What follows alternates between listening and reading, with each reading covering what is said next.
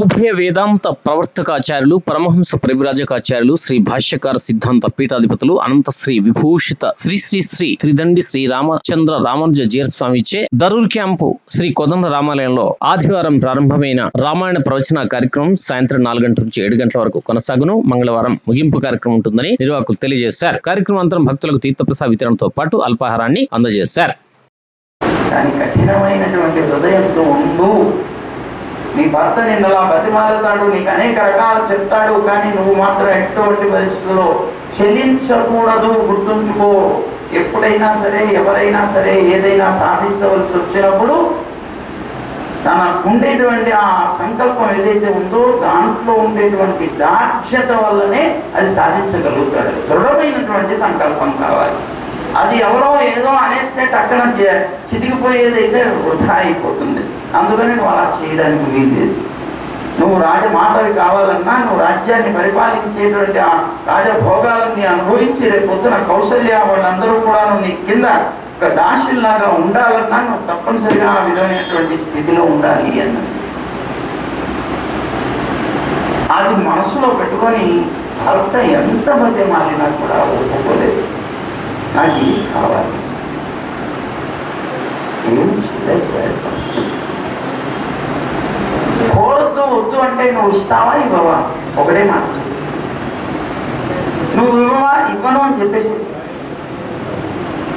నువ్వు చెప్పావనుకో, ఇప్పటి వరకు ఇక్ష్వాకు వంశంలో ఎవ్వరు కూడా నీలాంటి వారు పుట్టినవారు కాదు. ఎందుకంటే ఇక్ష్వాకు వంశానికే ఒక అద్భుతమైనటువంటి పేరు ఉన్నది, కీర్తి ఉన్నది. సత్యవాక్య పరిపాలకులు ఇక్ష్వాకు వంశస్థులు. ఈవేళ నువ్వు కనుక నేను ఇవ్వను అన్నావు అంటే నువ్వు అబద్ధం ఆడిన వాడు అవుతావు. నీ వల్ల ఈ వంశానికి అంతటికి కూడా కళంకం వస్తుందని భయపెట్టింది. భయపడ్డాడు. నా ఒక్కడి వల్ల వంశం అంతా చెడిపోతుందేమో అని భయపడ్డాడు. అలా భయపడిపోయినటువంటి అతను ఆలోచనలో పడ్డాడు. ఏం చేయాలి? అవును లేడు, కాదు లేడు. రాముడు అంటే మహాప్రాణం దశరథ మహారాజు. అలానే భార్య అయినటువంటి ఈ కైకేయి మీద వ్యామోహం. ఈ వ్యామోహాన్ని దాంతో పాటుగా సత్యవాక్య పరిపాలన. ఏం చేయాలో తెలియక మౌనం వహించాడు. పాపం ఏడుస్తున్నాడు, తిడుతున్నాడు, అనేక రకాలుగా చేస్తూ ఆ రోజు రాత్రి గడిపాడు. తెల్లవారుతూ ఉండగా ఇంకా పైకి రాముడిని పిలిపించింది. రాముడు వచ్చాడు. ఎందుకు అర్ధరాత్రి అంటే రేపు తెల్లవారితే పట్టాభిషేకం కనుక దాని గురించి ఏదైనా తండ్రి చెప్పాలనుకున్నాడేమో అని పరుగులు పెట్టుకుంటూ వచ్చాడు. వచ్చి చూస్తే అంతా దుఃఖమయంగా ఉంది. తండ్రి ఏడుస్తున్నాడు, కూర్చొని మౌనంగా ఉన్నాడు. కడువబడి నీళ్లు కారుస్తున్నాడు. పక్కన కైకేయి ఉన్నది. అమ్మా ఏమైంది అన్నాడు. ఆయన నోట్లో నుంచి ఏమీ నా మాట రావటం లేదు. కైకేయి మాట్లాడింది. కైకేయి అన్నది, నాన్న నీ తండ్రి నీకేదో చెప్పాలనుకుంటున్నాడయ్యా, చెప్పలేకపోతున్నాడు, బాధతో ఉన్నాడు. ఏం చెప్పాలనుకుంటున్నాడు? సరే నేనే చెప్తాను విను. నీ తండ్రి నాకు ఇంతకు పూర్వం 2 వరాలు ఇస్తానని మాట ఇచ్చాడు. అది నేను ఈవేళ అడిగానయ్యా. ఏమిటది? నా పిల్లవాడైనటువంటి భరతుడికి రాజ్య పట్టాభిషేకం చేయాలి, నిన్ను 14 సంవత్సరాల వనవాసానికి పంపించాలి నేను కోరాను. ఆ మాట నీతో చెప్పడానికి సిగ్గుపడుతున్నాడయ్యా ఆయన.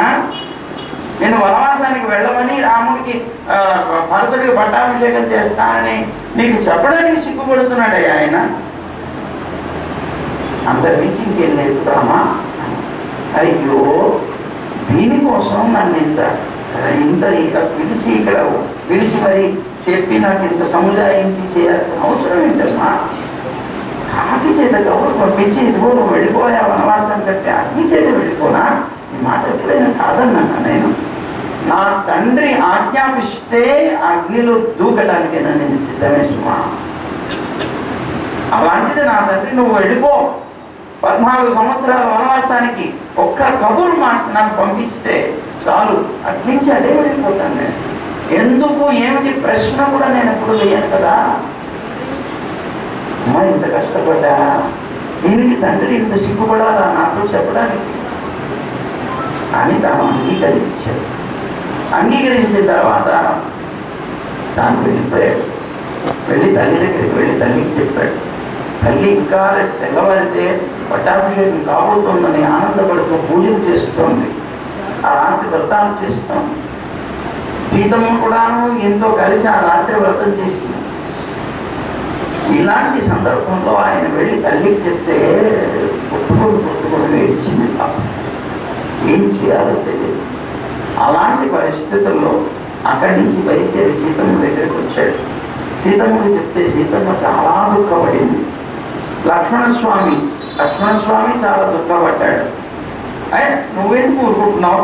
పద వెళదాం రామన్. ఎందుకు నీకు రావాల్సినటువంటి నువ్వు జ్యేష్ఠుడివి, మనం ఉన్నటువంటి వంశానికి ప్రధానంగా జ్యేష్ఠుడే రాజు కావాలి, నువ్వు రాజు కావాలి. కానీ అతను ఎట్లా అవుతాడు, భరతుడు ఎట్లా అవుతాడు రాజు? కనుక నీ రాజ్యాన్ని నువ్వు సంపాదించుకోవడానికి కావలసి వస్తే తండ్రి మీద కత్తి కూడా ఎత్తు అన్నాడు లక్ష్మణస్వామి. తండ్రి అయినటువంటి వాడు ఎదురు పెట్టి మనల్ని చంపినా సరే మాట్లాడకూడదు. ఆయన మనకి ఒక ఉనికి లోకంలో ఉన్నది అంటే ఆయనే కదా కారణం. అలాంటి వాడు మన ఉనికిని మనం తీసేస్తానంటే నష్టం ఏంటన్నాడు. అని హెచ్చరించాడు. అయిపోయింది, బయలుదేరాలి. సరే అయితే లక్ష్మణుడు ఒకటే మాట అన్నాడు, ఇక్కడి నుంచి జ్ఞాపకం పెట్టుకోవాలి. లక్ష్మణుడు అన్నాడు, సరే అయితే అన్న నువ్వు తప్పదు, నేను బయలుదేరాల్సిందే అని నువ్వు కనుక అనుకున్నట్లయితే నీతో పాటు నేను కూడా వస్తాను అన్నాడు.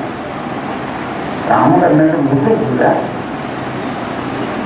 నీకు కాదు, నువ్వు ఇక్కడ ఉండడం ఎంతో అవసరం. ఎందుకంటావా, రేపు పొద్దున కైకేయి రాజమాత అవుతుంది, భరతుడు రాజు అయితే అలాంటి సమయంలో కొద్దిగా వారి దగ్గర ఉండి వారికి మనస్సుకి కష్టం కలగకుండా మన అవసరం నీకేంటి, నువ్వు సుఖంగా రాజభోగాలు అనుభవించు, నువ్వు ఇక్కడే ఉండు అన్నాడు రాముడు. లక్ష్మణస్వామి లక్ష్మణుడు నువ్వు నన్ను ఎట్లాగైనా సరే తీసుకుని వెళ్ళవలసిందే అన్నాడు. సరే ఇదాన్ని మీతోటి సీతమ్మ చూసి నువ్వు రావటువంటి వాళ్ళు ఉంటారు సుమా, అలాంటి అడవిలోకి నువ్వు రావడం ఏంటి? నీ సుఖాలన్నీ కోల్పోయి హాయిగా ఇక్కడ ఉండు, అయోధ్యలో ఉండు, సుఖాన్ని పొందు అన్నాడు. సీతమ్మ అదే నాకు అయోధ్య, నువ్వు ఎక్కడ లేకపోతే అదే నాకు అడవి వనం అన్నాడు. నువ్వు లేనటువంటి ఈ అయోధ్య కూడా నాకు వనం లాంటిదేనయ్యా. నువ్వు కనుక ఉంటే ఆ అడవి కూడా నాకు అయోధ్య లాంటిది, నేను సుఖాన్ని పొందుతాను కానీ దుఃఖాన్ని పొందను. నాకు కావాల్సిన ప్రధానమైనటువంటి వ్యక్తి గుర్తుపెట్టుకో, నాకు అక్కర్లేదన్నది. నచాహమపి రాఘవ ముహూర్తమపి జీవావో జలాన్మస్యావో ధృతవు అంటాడు. ఏమంటాడు? నచ సీతామయాహీన, నేను కానీ సీత కానీ నువ్వు లేకుండా ఒక్క ముహూర్త కాలం కూడా జీవించలేము అన్నాడు. దానికి ఉదాహరణ చెప్పాడు. ఎలాంటిదట? జలాన్మస్యావివోధృతం అన్నాడు. అంటే నీటిలో ఉన్నటువంటి చేపని తీసి బయట వేస్తే అది ఎంతసేపు అయితే బ్రతుకుతుందో అంతసేపు మాత్రమే బ్రతకగలము అన్నాడు. అంటే నీటిలో నుంచి తీసి బయట వేసిన చేప ఎంతసేపు బ్రతుకుతుంది? ఇక్కడ తినేవాళ్ళు ఉన్నారా? ఉన్నారా?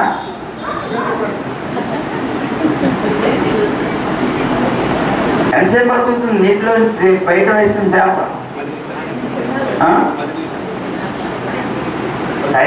టైం కూడా ఉండదు.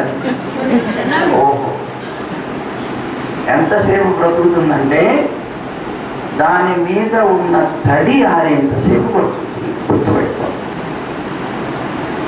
చేపకి ఆధారం ఏది? నీరు. ఆ నీటిలో నుంచి కనుక బయట వేస్తే అది చచ్చిపోతుంది. ఈ ఉదాహరణ ఎందుకు చెప్పాడు లక్ష్మణుడు? నువ్వు జలం లాంటి వాడివి, నిన్ను ఆధారంగా చేసుకొని బ్రతికేటువంటి చేపలు లాంటి వాళ్ళం మేము. ఇప్పుడు నువ్వు వెళ్ళిపోయావంటే అర్థం ఏంటి? నీటిలో నుంచి మమ్మల్ని బయట పడవేసినట్లే. కానీ బయట పడవేసినటువంటి చేప ఎంతసేపు బ్రతుకుతుంది? తడి ఆరేంతసేపు. ఇక్కడ తడేమిటి? ఆశ. ఏమిటా ఆశ? మా కంటికి కూడా కనిపించనంత దూరం నువ్వు వెళ్ళిపోతే అప్పటిదాకా ఉండేది ఆశ. ఏమిటా ఆశ? అంత దూరం వెళ్ళేటదో కనిపిస్తున్నాడు రాముడు, మమ్మల్ని చూసి దుఃఖిస్తున్నామని మళ్ళీ జాలితోటి వెనక్కి వచ్చి మమ్మల్ని తీసుకుని వెళ్తాడేమో అనేటువంటి ఒక ఆశ. ఎప్పటిదాకా ఉంటుంది అది? కంటికి కనిపించేంతసేపు ఉంటుంది. కంటికి కూడా కనిపించినంత దూరం నువ్వు వెళ్ళిపోయావంటే మాకు ఆ ఆశ కూడా పోతుందంటే తడి ఆరిపోతుంది. ఆరిపోయిందంటే చనిపోతాం. నువ్వు లేకపోతే ఒక క్షణకాలం కూడా మేము బతకలేము రామా, జ్ఞాపకం పెట్టుకో. అంటే తప్పనిసరిగా నీతో పాటు మేము వస్తాం, మమ్మల్ని తీసుకుని వెళ్ళవలసిందే అని బలవంత పెట్టాడు. నాన్న నువ్వు ఇక్కడ ఉండి సుఖంగా సుఖాలు భోగాలు అనుభవించవలసిన వ్యక్తులు నాతో పాటు వచ్చి అడవుల్లో ఎన్ని కష్టాలు పడతావు, అవసరం ఏంటి అంటే అప్పుడు లక్ష్మణస్వామి అన్నాడు.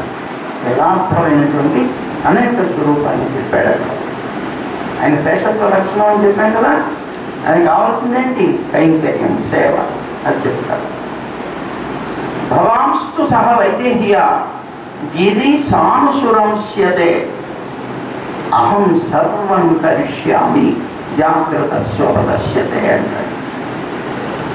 చూడు, అక్కడ తన స్వరూపం అసలు తన యొక్క అవతార ప్రయోజనం ఏంటో అని చెప్పాడు. ఏం చెప్పాడు? భవాంస్తు సహ వైదేహ్య, నువ్వు సీతమ్మతో కలిసి గిరి సానుసురంస్యతే, ఆ పర్వతాల్లోనో లేకపోతే నదీ తీరాల్లోనో లేదా వనాల్లోనో తిరుగుతూ విహరిస్తూ ఉంటే అహం సర్వం కరిష్యామి జాగ్రత్త స్వపదస్యతే, నువ్వు మేల్కొనున్నా నిద్రపోతున్నా ఏ అవస్థలో అయినా ఏ విధమైన కైంకర్యమైనా నీకు నేను చేయడం కోసం వస్తున్నాను. నేనేదో ఊరికైనా మీరు తిరుగుతుంటే మీతో పాటు షికారు తిరగడానికి నేను రావట్లేదు. అంతా విహరించి ఆనందపడేది మీరైతే మీకు సేవ చేసుకుని ఆనందించేటువంటి స్థితిలో నేను వస్తున్నాను. అందుకనే వాల్మీకి భగవానుడు వీళ్ళ ముగ్గురు కలిసి బయలుదేరి వెళ్తుంటే వనంలో రమమాణ వనేత్రయ, వనంలో ముగ్గురు ఆనందిస్తున్నారన్నాడు. ఎవరెవరు? సీతమ్మ, రాముడు, లక్ష్మణుడు. అదేమిటండి, వీళ్ళిద్దరూ అయితే సీతమ్మ రాముడు అంటే సరే దంపతులుగా ఉన్నారు కనుక ఆనందంగా తిరుగుతూ విహరిస్తూ ఆనందించవచ్చు. లక్ష్మణుడు నిరంతరం సేవ చేయడమే కదా. అలా సేవ చేసేవాడు ఆనందం ఏంటండి అంటే దాసుడికి సేవ వల్లనే ఆనందం వస్తుంది, సేవ వల్లనే ఆనందం వస్తుంది. కనుక ఆ సేవ వల్ల ఆనందాన్ని ఇతను పొందుతున్నాడు. వారిద్దరూ కూడా వనంలో తిరుగుతూ ఆనందిస్తున్నారు. అందుకని ముగ్గురు ఆనందించే వాళ్ళు ఉన్నారు. ఏ అవస్థ అయినా సరే వదలదు, నేను రావాల్సిందే, నేను నీతో పాటు వచ్చేది దీనికోసం అన్నాడు. ఇప్పుడు సరే బాగానే ఉన్నాయా, సర్వకాల సర్వావస్థల్లో అంటే పర్వాలేదు. జరగబోయే కాలంలో సేవ చేయగలరు, జరిగిపోయిన కాలంలో నువ్వేం చేస్తావు? ఉదాహరణ చెప్తాను, మీకు బాగా అర్థం అవుతుంది. ఒక స్వామి రాముడు ఎవరో ఉన్నారు, పురోహితుడైన సర్వవిధ కైంకర్యాలు నేను చేయడానికి వస్తున్నాను అన్నాడు. బాగా జ్ఞాపకం పెట్టుకోండి.